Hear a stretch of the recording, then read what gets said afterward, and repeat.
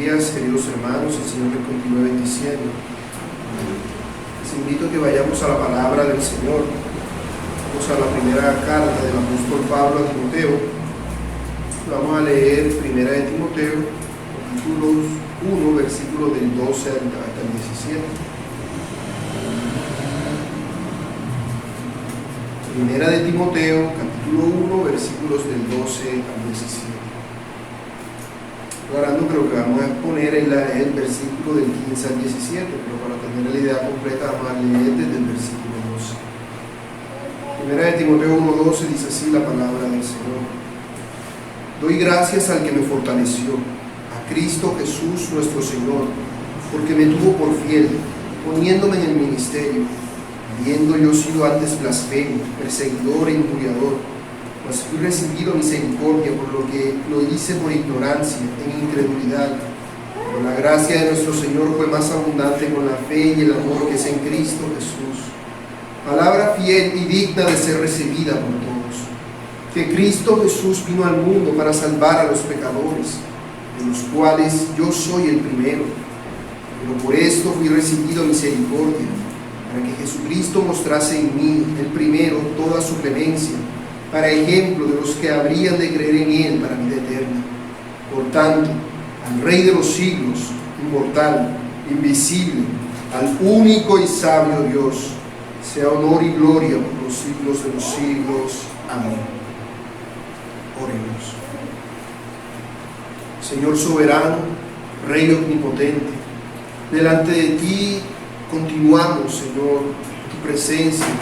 Nos postramos delante de ti reconociendo que tú eres el Señor. Te pido que en esta mañana tú le hables a tu iglesia, Señor, y a los hermanos y amigos que puedan llegar a ver luego esta predicación por internet, Padre. Te pido que seas tú hablándonos, tomando en cuenta la torpeza de este inútil predicador como soy yo y mis continuas enfermedades, sino que es tu santa palabra la que ha de ser expuesta.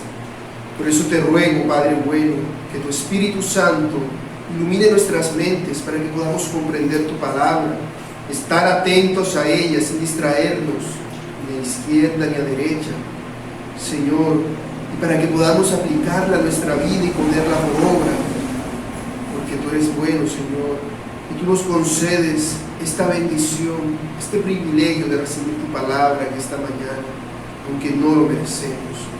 Gracias, Padre bueno, a ti nos encomendamos en el nombre de Cristo, nuestro Rey y Señor. Amén y amén.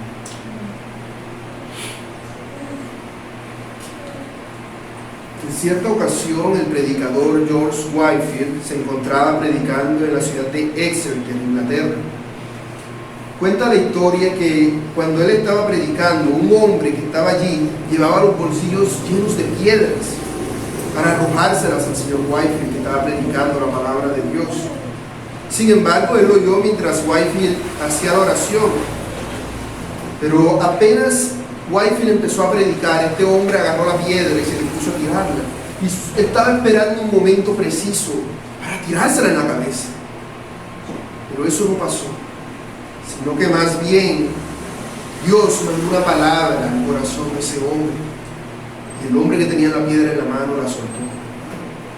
Después de que se acabó la predicación, aquel hombre se acercó a George Whitefield y le dijo: Señor, hoy yo vine para quebrarle esta piedra en la cabeza. Pero en lugar de eso, Dios ha quebrantado mi corazón.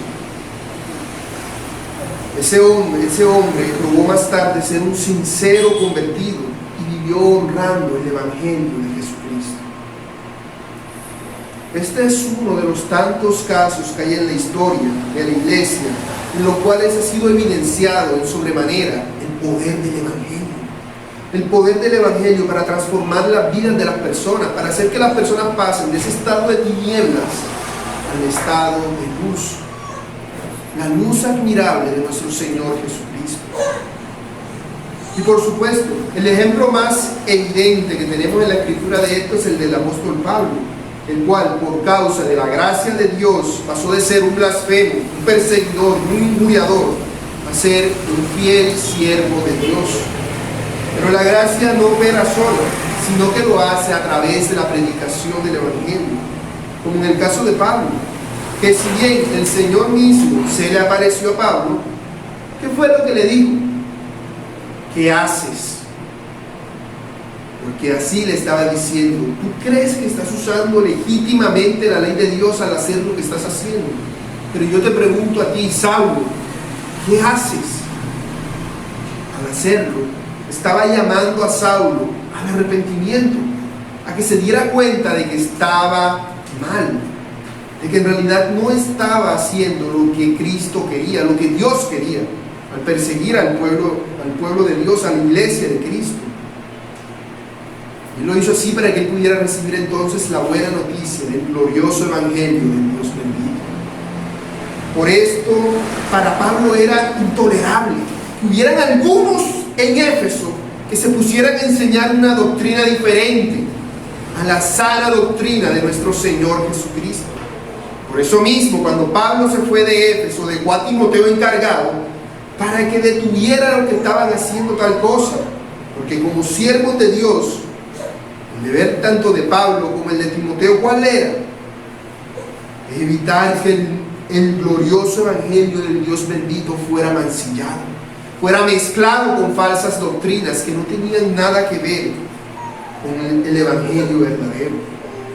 Solamente una persona como Pablo, que lleno de la gracia de Dios y siendo predicador del evangelio, podría valorar así las gloriosas palabras de nuestro Señor.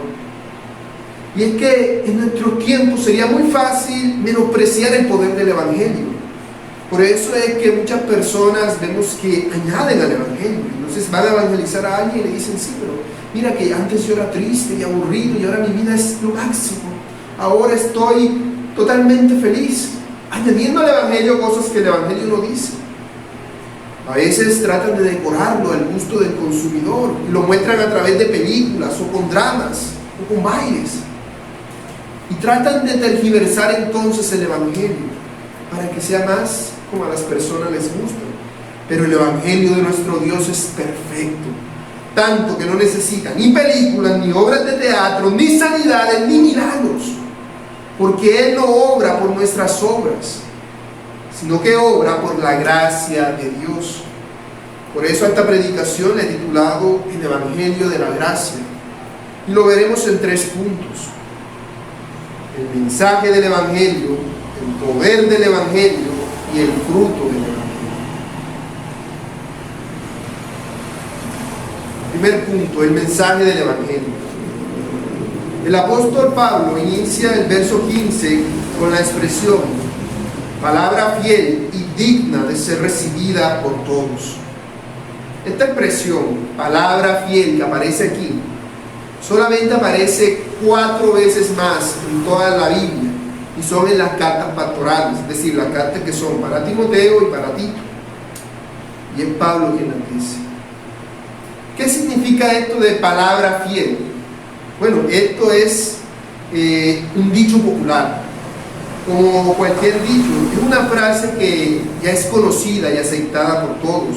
Y por todos, claro, me refiero a toda la comunidad a la que Pablo está hablando, es decir, a los creyentes.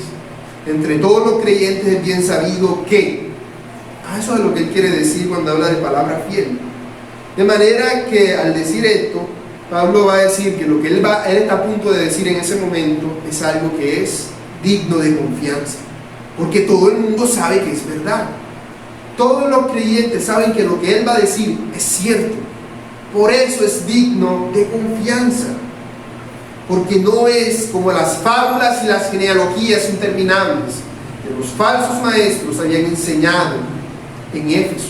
No era como eso. Esas no eran dignas de confianza ni eran palabras fieles, eran palabras de dudosa procedencia. Pero lo que Pablo está a punto de decir ahora no es algo que él se haya inventado, no es una fábula ni es un cuento. Es una palabra que es digna de ser recibida por todos. Por lo tanto, debe recibirse como, sin discusiones, debe recibirse abiertamente, con un corazón agradecido, porque es la verdad del Evangelio de Dios, la cual es conocida por todo el que se diga ser cristiano. Después de decir esto, Pablo da 2 puntos y dice Cristo Jesús vino al mundo para salvar a los pecadores. En esta frase se resume el contenido del Evangelio. En esta sola frase. Vemos que él inicia diciendo que la fuente del Evangelio es Cristo Jesús. Cristo, recordemos, que significa el ungido, es decir, aquel que ha sido designado para un propósito específico. Y ese propósito nos lo dice su propio nombre, Jesús, que significa, como dice Mateo 1:21, Salvador, porque Él salvará a su pueblo de sus pecados. De manera que Cristo Jesús se refiere al ungido por Dios para salvarnos. Y esto es muy importante, porque solamente el ungido podría traer esa salvación, porque el ungido por Dios tendría que ser perfecto en todo, tendría que ser perfecto en todo sentido para que esa salvación tuviese efecto, para que esa salvación en realidad pudiera tener lugar. Ese ungido tenía que ser Dios mismo. Y Dios mismo se haría hombre, Dios mismo se haría un Jesús, entonces haría una persona, de manera que nuestra salvación solamente es posible por el Dios hombre, Jesucristo nuestro Salvador. Por esto se nos dice que Él vino al mundo, porque Él no era de este mundo. Porque antes de que el mundo fuera, Él ya era. Como dice Juan 1:1, en el principio era el Verbo, y el Verbo era con Dios, y el Verbo era Dios. Y por el verso 14 de Juan 1 también sabemos que ese Verbo se refiere a Jesucristo. Jesucristo era, es, sigue siendo Dios, y lo va a ser por siempre. Pero siendo Él Dios, carente de nada y rico en todo, ¿qué hizo? Se humilló y se hizo a sí mismo, siendo Él el infinito, un ser finito como nosotros. Se hizo parte de su creación. Siendo Él libre de toda atadura, se ató a sí mismo a las limitaciones del tiempo y el espacio que padecemos todos los hombres, volviéndose un ser humano como nosotros, volviéndose Jesús nuestro Señor, que nació de María cuando todavía era virgen, y vivió una vida de obediencia total a Dios hasta la muerte, y muerte de cruz. Y esto no lo hizo por gusto. No es que Él quisiera hacerse hombre y vivir una vida de obediencia y sufrir en la cruz por algún tipo de juego enfermizo que Él estuviera haciendo, como para si fuera masoquista o algo así. Cierto, porque es un precio demasiado grande. No es un juego. Es la obra, es el sacrificio más grande que podría hacerse. Lo hizo Dios con un propósito, para salvar a los pecadores. Y esto, hermanos, es muy interesante, porque vemos qué es lo que dice el texto: que Jesucristo vino para traer una posibilidad de salvación. No se nos dice que vino para darnos la capacidad de salvarnos por nosotros mismos. No, ni se nos dice que Él vino para colaborar con nuestra salvación, para que entre Él y nosotros podamos salvarnos. Tampoco dice eso. Como dice el mundano dicho antibíblico de ayúdate que yo te ayudaré, como si Jesús actuase de esa forma, pero no es así. El texto es muy claro cuando dice que Él vino a salvar a los pecadores. Esto quiere decir que Él es quien nos salva, y no nosotros a nosotros mismos. Y si Él es Dios, y si Él es el que nos salva, ¿qué pasa? Que Él no falla, porque es perfecto en todo. De manera que si uno observa, entonces, que no todo el mundo es salvo, y como Él no se equivoca porque es perfecto en todo, eso quiere decir que Él no vino a salvar a todo el mundo, ¿cierto? Sino a un grupo específico de personas. Dice Él, los pecadores. Pero si la expresión los pecadores no se refiere a todo el mundo, entonces se refiere a un grupo específico de pecadores. Porque si Cristo hubiese venido a salvar a todo el mundo sería salvo. No hubiera nadie que pecara contra Dios, todos serían creyentes. Pero eso no es lo que pasa. Este grupo específico de pecadores al cual Pablo se refiere tiene que ver entonces directamente con el grupo que él había mencionado en los versículos 9 y 10. Aquellos que estaban englobados por la frase de para quién fue dada la ley. La ley no fue dada para el justo, sino para los transgresores y desobedientes, para los impíos y pecadores. De manera que ya hemos visto que el uso legítimo de la ley, ¿a dónde debe conducirnos? Al glorioso evangelio del Dios bendito. A eso es a lo que debe conducirnos. De manera que los pecadores a los cuales él se refiere no son aquellos que se creen buenos, sino aquellos que se reconocen como pecadores. De tal forma que la salvación que Cristo vino a obrar no es para todos, sino para aquellos que se creen, hermanos, que se creen pecadores, porque saben que lo son, porque se reconocen como tal, y por eso, como se creen pecadores, saben que necesitan a alguien que los salve, porque reconocen que se encuentran en un estado de miseria espiritual, necesitan un salvador. Cuando el pueblo de Israel pecó contra Dios en el desierto, Dios envió serpientes para que los mataran, pero también mandó construir o a fabricar una serpiente de bronce, para que todo aquel que reconociera que la serpiente lo estaba matando y que no iba a salvarse por sus propias fuerzas de las picaduras de la serpiente, mirara a la serpiente de bronce y sería salvo del ataque de las serpientes. ¿Pero por qué? Porque tendría que reconocer que solo no podía. Tenía que mirar la serpiente que había sido levantada en el desierto. Así, solamente aquellos que se reconocieran que necesitan la ayuda de un Salvador, porque están siendo atacados por las serpientes llamadas pecados, mirarían a Cristo y lo reconocerían como el Salvador. Eso es a lo que se refiere Juan capítulo 3 versículos 14 y 15. Luego el famoso versículo más usado de Juan 3:16, que dice: porque de tal manera amó Dios al mundo, que ha dado a su Hijo unigénito, para que todo aquel que en él se cree, no se pierda, mas tenga vida eterna. Los que usan mal este versículo entonces lo usan para dar a entender de que Cristo vino a salvar a todo el mundo. Pero claramente el versículo dice que vino a salvar a los que creen en él. Esto se hace evidente en el versículo 18 de Juan 3, ¿cierto? Cuando dice: el que en él cree no es condenado, pero el que no cree ya ha sido condenado, porque no ha creído en el nombre del unigénito Hijo de Dios. Por eso, cuando dice que el condenado es el que no cree, no se refiere a que Cristo lo condene porque no creyó, porque dice el verso 17 que él no vino para condenar al mundo, sino para que el mundo sea salvo por medio de él. De manera que el condenado no es condenado por Cristo, es condenado por causa de sus propios pecados, porque se cree buena gente, porque se cree que está bien, que no necesita a Dios, se cree que yo no hago daño a nadie, yo no tomo, yo no fumo, yo no bebo, se cree que no hace nada malo, se cree que vive bien y que ayuda a todo el mundo, y por lo tanto se cree que no necesita a nadie que lo salve. ¿Y para qué? Si ya yo soy bueno, no lo necesito.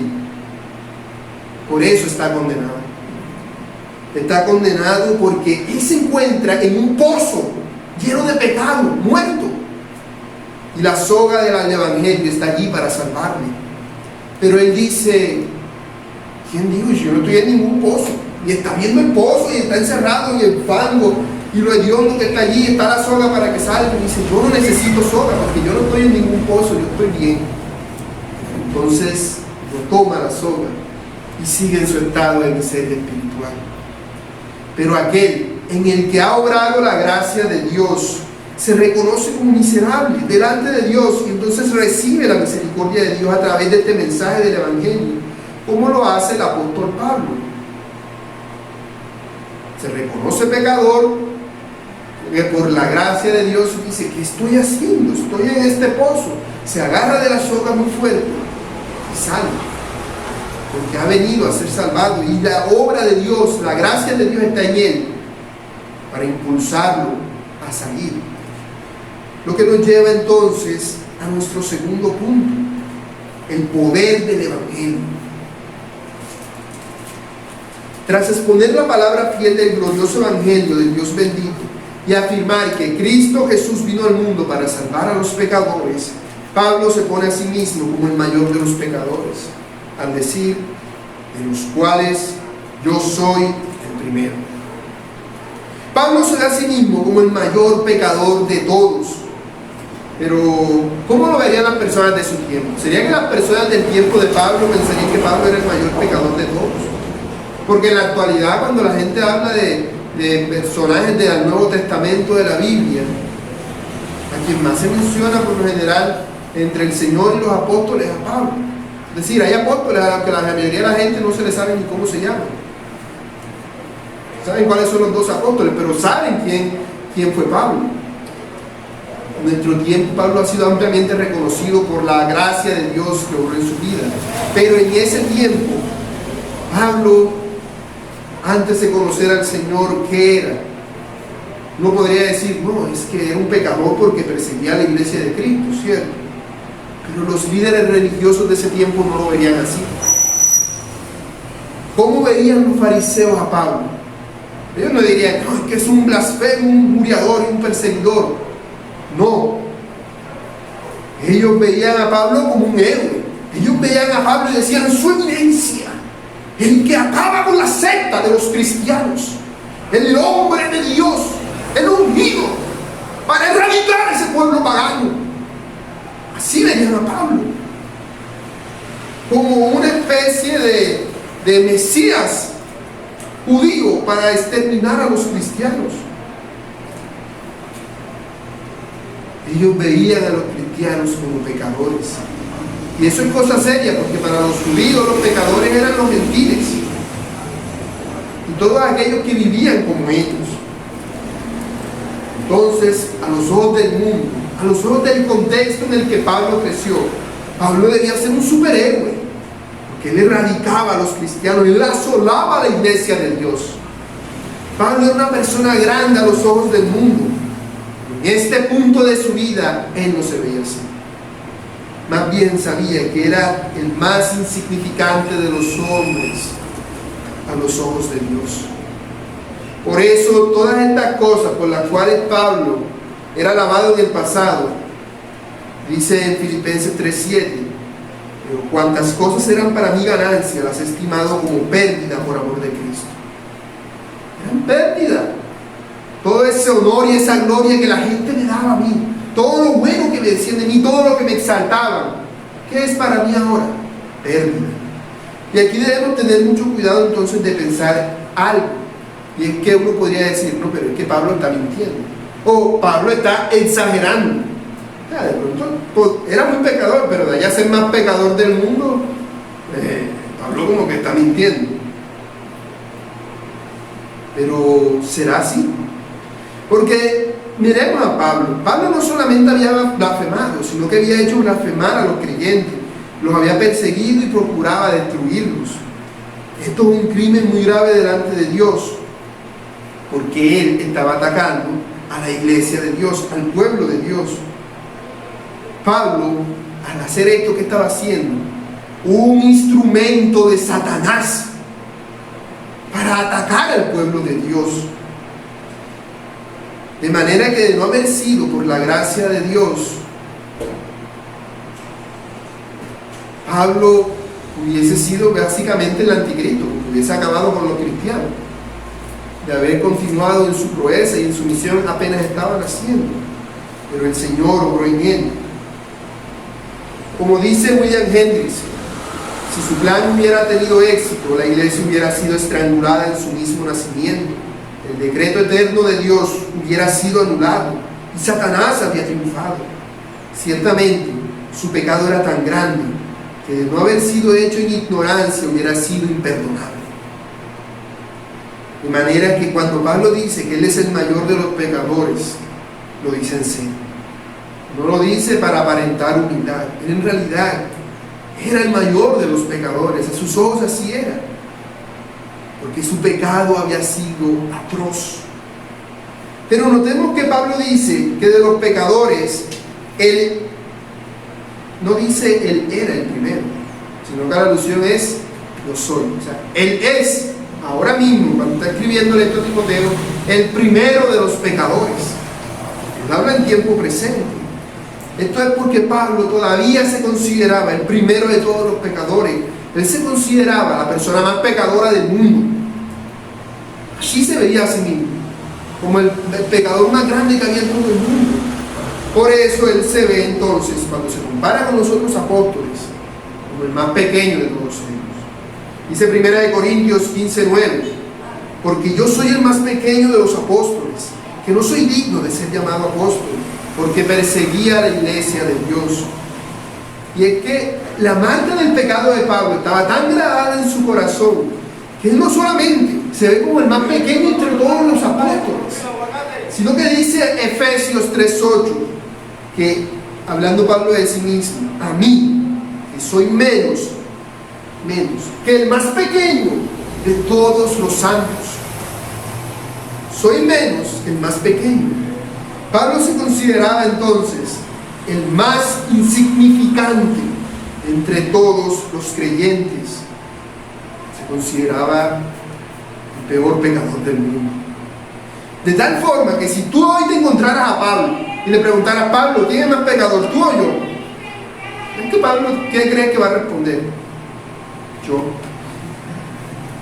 Yo soy más pecador que tú. No va a verse a sí mismo, no va a ver a otra persona más pecador que a él, sino que se va a ver a sí mismo siempre como el mayor pecador. Porque él, a pesar de que actuó en ignorancia, él había conocido la ley desde niño, porque era fariseo. Él había sido instruido en la ley de Dios. Él debería reconocer el pueblo de Dios. De hecho, cuando el Señor se le aparecía a Pablo, tendría que haber escuchado el Evangelio antes, porque él estuvo allí cuando mataron a Esteban. Pero aún así, él hizo lo que hizo.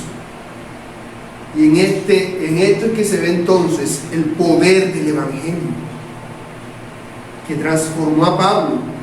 Y su vida pasó entonces de las tinieblas a la luz. Pasó de ser un instrumento de Satanás a ser un siervo útil en las manos de Dios. Y ahora que ha sido expuesto a la luz del Evangelio, es más fácil darse cuenta de cuán pecador es él mismo, porque ahora él ha sido expuesto a la santidad de Dios. Cuanto más cerca se está de la santidad de Dios, más conscientes somos de los pecadores que somos nosotros. Así que en última instancia, en la vida de Pablo, donde abundó el pecado, sobreabundó la gracia. Pero Dios tenía un propósito soberano con Pablo para todo esto. Porque uno pudiera decir, pero es que Dios iba a salvar a Pablo, ¿porque no lo salvó enseguida? ¿Por qué dejó que Pablo persiguiera a los cristianos y los asolara y los hiciera blasfemar? ¿Por qué no lo salvó enseguida? A Jesús se le iba a aparecer, se le pudo aparecer desde el principio. Al primero que mataron a Esteban se le pudo aparecer Jesús ahí. No, pero él lo dejó, que hiciera todo eso humano, porque él tenía un propósito en especial con Pablo. Él tenía un propósito. Dice Pablo, pero por esto fui recibido misericordia, para que Jesucristo mostrase en mí, el primero, toda su clemencia, para ejemplo de los que habrían de creer en Él para vida eterna. Aquí se nos da a entender cuál es el motivo por el cual Pablo fue recibido misericordia. No solamente porque actuó en ignorancia, sino porque Dios tenía un propósito en especial para con él. Hermanos, Dios no solamente nos salva, Él no simplemente nos libra del infierno para llevarnos al cielo, sino que lo hace para su propia gloria, para mostrar su poder, porque ese es un poder que nadie más posee. Es un poder que nadie, porque aún el diablo podría aparentar señales y milagros, aún el diablo podría hacer volar a alguien, o podría hacer algún tipo de cosa fantabulosa que la gente quede wow. Pero solamente Dios tiene el poder de cambiar a una persona, de hacer que alguien pase de las tinieblas a la luz. Solamente Dios puede hacer eso. Ni el diablo podría hacer semejante obra. No podría. No podría. Y ese es precisamente el poder del glorioso evangelio del Dios bendito. El poder de transformar al mayor de los pecadores en el mayor de los ejemplos de la gracia de Dios. De transformar a la peor persona en el mejor instrumento. De manera que todas las cosas malas que Pablo hizo en su incredulidad ahora resuenan para la gloria de Dios, para que la gente se asombre y diga: ¿y acaso no es este el que perseguía a la iglesia? ¿Acaso no es este Saulo el que venía con orden de los sacerdotes para meterse a las casas y secuestrar a las personas y para matar a los creyentes? ¿Qué ha pasado aquí? Esto no tiene explicación. No hay forma de hacer semejante cosa. Solamente Dios. Entonces toda la perversidad que Pablo había demostrado en el pasado evidencia ahora de una manera muy clara la paciencia y la clemencia de Dios para con los pecadores. Así que en la vida del apóstol se hace evidente lo que dice el Salmo 103:8. Misericordioso y clemente es Jehová, lento para la ira y grande en misericordia. Como el Señor es lento para la ira y grande en misericordia, por eso fue paciente con Pablo, dejó que hiciera lo que hiciera y mostró su misericordia sobremanera. Mostró su misericordia sobremanera porque Pablo habría de ser un ejemplo de la misericordia de Dios. Pero un ejemplo ¿para quién? ¿Para quién debía ser Pablo un ejemplo? Vayamos un momento a Hechos capítulo 13, versículos del 46 al 48. Y veamos qué dice la palabra del Señor.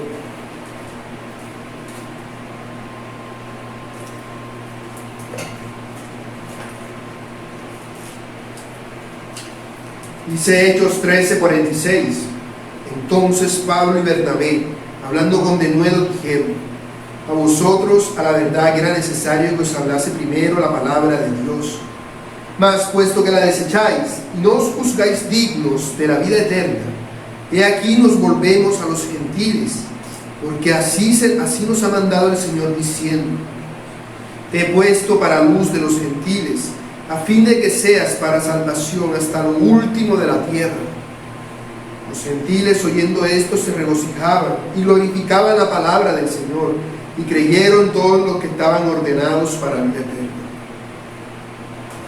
Pablo fue llamado a ser un ejemplo para los gentiles. ¿Por qué? Porque si Pablo fue perdonado por Dios, a pesar de todos los crímenes que él había cometido contra el pueblo de Dios, ciertamente había oportunidad, había esperanza para el gentil. Había esperanza para nosotros que no somos judíos, ni circuncidados, ni tenemos nada que ver con los pactos de la promesa originalmente. Pero Dios en su misericordia nos permite llegar a ser parte de su pueblo. Y si en algún momento dudamos de esto, solamente debemos ver la obra que él hizo en Pablo. La obra que transformó a este hombre de ser básicamente un siervo de Satanás, un instrumento útil en las manos de Dios. De manera que todos aquellos que han de creer para vida eterna, reciben la gracia de Dios y son transformados por el Evangelio. ¿Quiénes son aquellos que habrían de creer para vida eterna? Son aquellos cuyo nombre está escrito en el libro de la vida del Cordero desde antes de la fundación del mundo. Aquellos es en los que obra el Evangelio. Nuestro nombre estaba escrito en el plan y el propósito de Dios desde antes de que todo fuera, igual que el de Pablo. Era el plan y el propósito de Dios que esto fuera así, por su infinita misericordia. Y entonces, al ver el poder de Dios en el Evangelio, uno pudiera preguntarse: ¿qué es lo que busca lograr Dios en el Evangelio? Bueno, la respuesta a esa pregunta nos lleva al tercer punto. Punto 3, el fruto del Evangelio. El Evangelio entonces es el mensaje de salvación de Dios, la buena noticia de que Cristo Jesús vino al mundo para salvar a los pecadores. Y ese Evangelio es recibido por uno que ha de creer en Jesucristo para vida eterna. Cuando es recibido por una persona que ha de creer en Jesucristo para vida eterna, esa persona es transformada, como acababa de pasar con el apóstol Pablo. De manera que la persona pasa de ser una persona que se cree buena, que se cree que se salva por medio de sus obras, a ser una persona que reconoce que necesita la justicia de Cristo para salvación. De manera que el Evangelio produce lo que Dios busca. ¿Qué es lo que busca Dios? Dice Juan 4:24 que Él busca adoradores en espíritu y en verdad. Eso es lo que busca. Por esto, al reflexionar sobre lo maravilloso que es el glorioso Evangelio del Dios bendito y sobre cómo la gracia ha obrado en él, es imposible que tanto Pablo como nosotros, es imposible, como dicen algunos comentaristas, que no estallemos en adoración a Dios. Es imposible que no adoremos a Dios, que la adoración brote de todo nuestro ser, si verdaderamente la gracia de Dios ha obrado en nosotros. Eso es lo que el Evangelio va a producir en nosotros. Por esto es que el apóstol inicia el verso 17 diciendo, por tanto, es decir, al meditar sobre quién es Dios y lo que Él ha hecho por mí, siendo yo quien soy y quien fui, no me queda más opción que adorarlo. No tengo más opción. Cuando vivíamos en pecado, estábamos destituidos de la gloria de Dios. En ese entonces nos era imposible agradar a Dios. Pero ahora que la gracia de Él ha obrado en nosotros por el Evangelio, nosotros hemos sido restituidos a la gloria de Dios. Y por tanto nos es posible darle gloria a Él. Nos es posible vivir una vida de agradecimiento, una vida que sea para su gloria. Por eso vemos que Pablo inició esta sección en el verso 12 con una acción de gracias y ahora la termina con una adoración.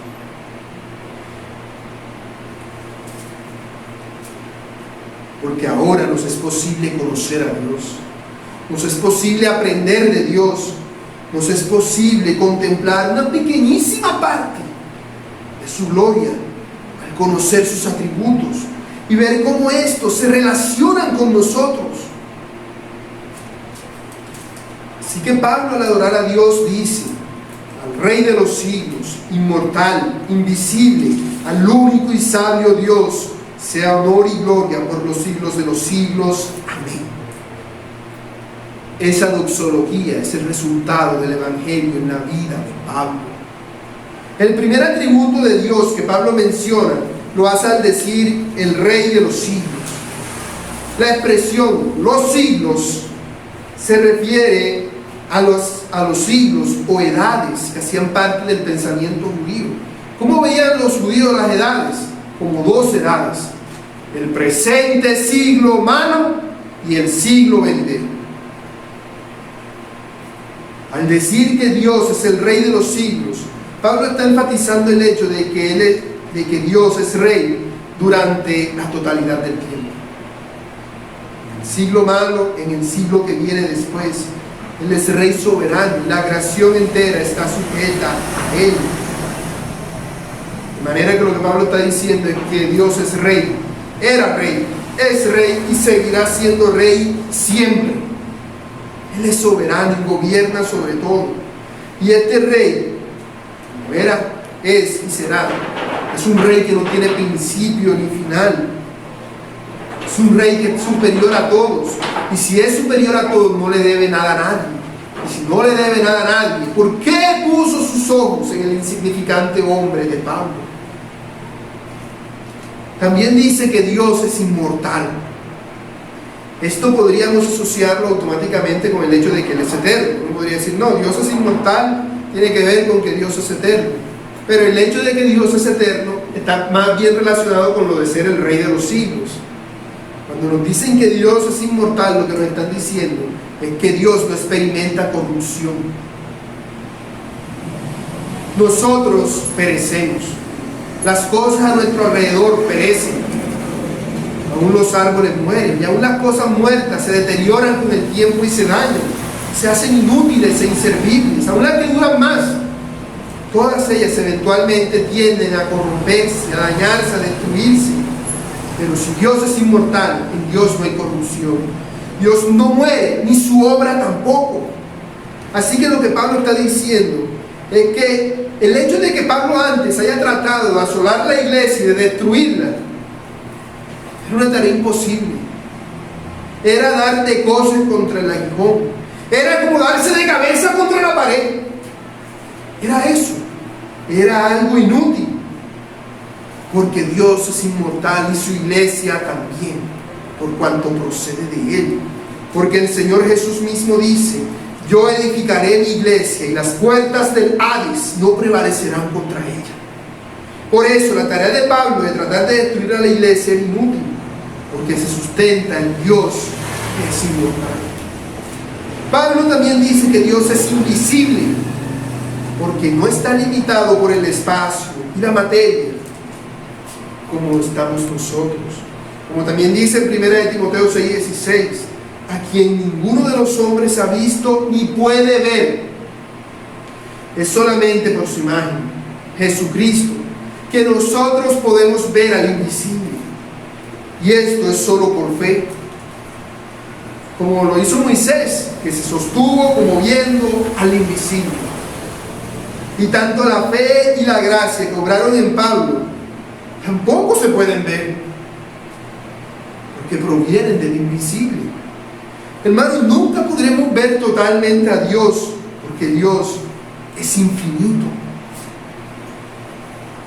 Él es invisible, por tanto, a nuestros ojos finitos. Y aun cuando estemos allá podremos conocer la eternidad, la totalidad de Dios, porque Él es incomprensible para seres como nosotros. Por eso Él es único. Cuando dice único, uno puede pensar, que hay uno solo. Pero no. Ser único no tiene que ver tanto con el hecho de que solamente haya uno, sino más bien de que no hay otro como Él. Como alguien dijo una vez, a una niña se le acercaron y le preguntaron: niña, ¿tú cuántos dioses crees que hay? Y ella dijo: uno. Y le preguntaron: ¿y tú por qué crees que nada más hay un solo Dios? Ella dijo: porque en el universo no caben dos como Él. No hay otro como nuestro Dios. Él es incomparable. Por esto Pablo no tiene más opción que adorarle, porque Dios es sabio. Porque al ser incomparable, su sabiduría es la más excelsa de todas. Él siempre sabe lo que es mejor para su pueblo, de manera que siempre obra de la mejor forma para obtener el mejor resultado posible. Por esto Dios, en su infinita sabiduría, había dejado que Pablo llegara hasta los extremos que llegó en su pecado, para así hacer más notorio en él que en otros el poder de su gracia por medio del Evangelio. La respuesta lógica del Evangelio por parte de una persona que ha recibido la gracia de Dios es la adoración. Y por esto Pablo concluye diciendo que solo Dios merece el honor y la gloria.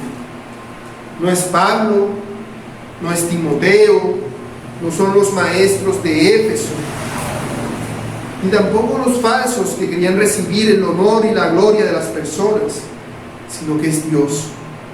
Solamente Dios es digno de recibir el honor y la gloria, de recibir nuestro temor y nuestra adoración. ¿Y hasta cuándo hemos de adorar y venerar a Dios? Pablo dice: por los siglos de los siglos. Esto es, en este siglo y en el que viene, o sea, para siempre. Por eso él concluye con un amén, porque así es como debe ser, así es como va a ser, y así es como Pablo quiere que sea. Así Pablo concluye no solamente la sección que inició en el versículo 12, sino todo el paréntesis completo que él había iniciado desde el versículo 5. Porque Pablo ha expuesto el glorioso evangelio del Dios bendito y de cómo éste ha obrado en su vida por medio de la gracia de Dios para hacer del mayor de los pecadores el mayor de los ejemplos a seguir, cosa que no hace ni puede hacer el falso evangelio de los falsos maestros que habían entrado en ellos. Aplicaciones. Hermanos, el mensaje del evangelio es algo glorioso, pero pasa que no siempre lo valoramos así. Muchas veces lo vemos como algo que los demás necesitan y nosotros no. En ocasiones podemos caer en el peligro de ver el evangelio como algo que recibimos cuando éramos mundanos, pero que ya no lo necesitamos. Y eso es algo muy grave, porque aunque si bien nuestra naturaleza ha sido transformada por la obra de Cristo, todavía seguimos pecando y por lo tanto todavía seguimos necesitando el evangelio. Es como si al no conocer a Cristo estuviésemos en un pozo muy profundo llamado pecado, y Cristo nos da la soga para salir de ese pozo, que es el evangelio, y por su gracia reconocemos que necesitamos de esa soga para salir de ese pozo. Pero resulta que el pozo no es tan bajito, es un pozo hondísimo, estás hasta lo más profundo, y tú vas, sube y sube y sube, y dices, no, ya soy salvo, ya suelto, y te quedas a mitad del camino y no terminas de salir del pozo. Hasta que no estemos en su presencia y nuestros cuerpos sean transformados, seguimos en ese pozo. Vamos subiendo por el evangelio, en la gracia que nos concede, para salir de ese pozo del pecado. Pero debemos tener mucho cuidado, porque todavía hay pecado en nosotros. Todavía hay una parte de nosotros en ese pozo. No saldremos entonces hasta que todo el pecado sea erradicado de nuestro corazón. Así que debemos sujetarnos al evangelio con todas nuestras fuerzas, como si fuera esa soga de la cual podríamos caer en este momento, en cualquier momento, aunque sabemos que no va a pasar porque la gracia de Dios nos sostiene. Pero debemos hacer como si fuéramos a caer en cualquier momento. Debemos seguir mirando a Cristo en lo alto del pozo y seguir avanzando hacia Él, porque todavía no somos como Él. Porque un creyente puede venir y decir, ya yo me salvé, yo oro, yo leo la Biblia, yo voy a la iglesia, y eso prueba de que yo soy salvo. Pero puede ser que todas estas cosas pudiera darse el caso que solamente sean un acto ritualista, que solamente sean un vano ritual que estamos haciendo, creyendo lo bueno, porque, bueno, yo cuando era malo me reconocí, me sabía que era malo, me creí que era bueno, cuando era malo, creía que era malo, lo reconocí y busqué a Cristo porque lo necesitaba. Pero ahora, como ya estoy en el evangelio, estoy a mitad del camino y digo, ya soy bueno, ya me suelto, ya no vigilo, entonces ni sigo avanzando, ni me aferro a la soga con fuerza, porque ya soy salvo, ¿ya para qué? Debemos tener mucho cuidado, porque caer en eso es hacerse fariseo. Es hacerse fariseo. Claro, si la gracia de Dios no ha obrado en nosotros, porque somos fariseos, estamos haciendo eso de una manera hipócrita. Pero si la gracia del Señor nos sustenta, el Señor no va a dejarnos que estemos ahí, sino que va a obligarnos a que nos aferremos al evangelio. Nos va a mandar a hacer un aguijón en la carne, para que nos demos cuenta de nuestra precaria situación y nos sometemos muy bien al evangelio. Pero el creyente no debe esperar a que Dios le mande pruebas y obstáculos entonces para ponerse pilas. No debemos esperar eso, sino que debemos procurar aferrarnos lo más posible a Cristo, al evangelio, mientras podamos. Es imperativo que nos sujetemos a la soga del evangelio, como si todavía fuésemos mundanos y no conociéramos el evangelio, como si todavía estuviéramos sin Cristo. Es necesario que nos aferremos al evangelio con gozo y alegría, para que cada día experimentemos, como el día en el que nos convertimos, la salvación de Dios. Romanos 1:16 dice que el evangelio es poder de Dios para todo aquel que en él cree, al judío primeramente y también al griego.